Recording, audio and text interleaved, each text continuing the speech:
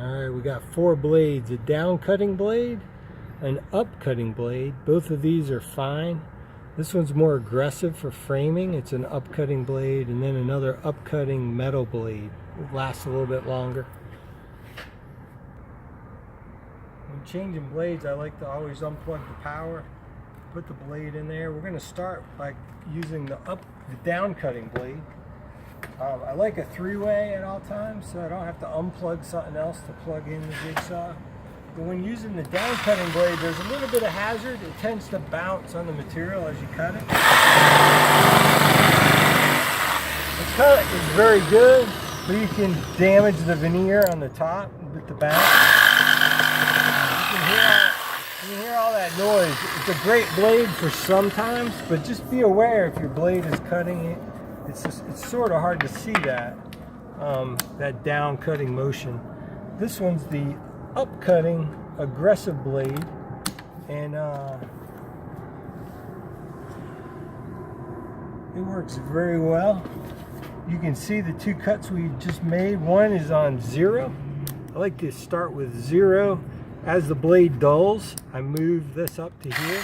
And what you can do is you can see the wheel, the blade actually goes straight up and down on 0, and on 3 the blade moves back and forth. It goes forward and back and forward and back, which makes for a more aggressive cut. So when the blade is new, you don't want to have it on 3. You probably want to start with 0. You'll still get a fast cut, but it won't be quite as damaging. And then of course the other 2 blades are too aggressive for this veneer. You can see if you put the wrong blade in there, you can do more harm than good by running it. It's still on 0, it does halfway decent.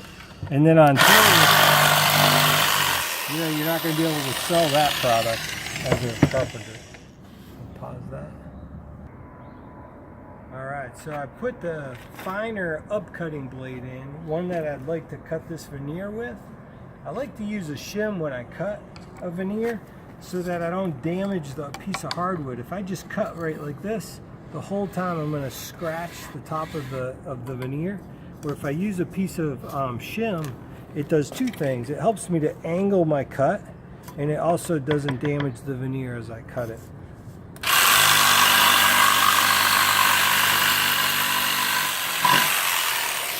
So you can see again, this one has quite a bit of blowout because of probably the aggression that I had it on. I had it on 3. Now I'm going to use I want to cut that line. And what I would typically do is use a utility knife, run along the edge of the knife. You want to be very careful to not push it into the finished board, but to keep it clearly in the right spot on top of the pencil line. And then I can take my shim and the jigsaw and run it down. I'm going to put this on 0 since the blade is so sharp. You're on 3. Put it on 0, like I said, thanks.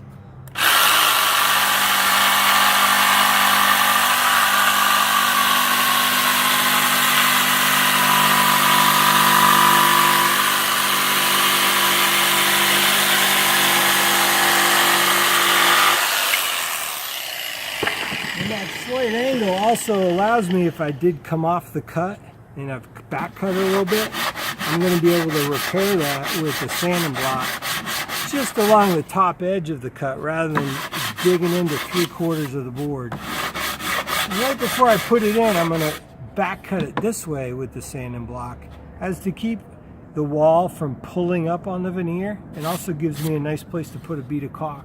This is pre-finished material.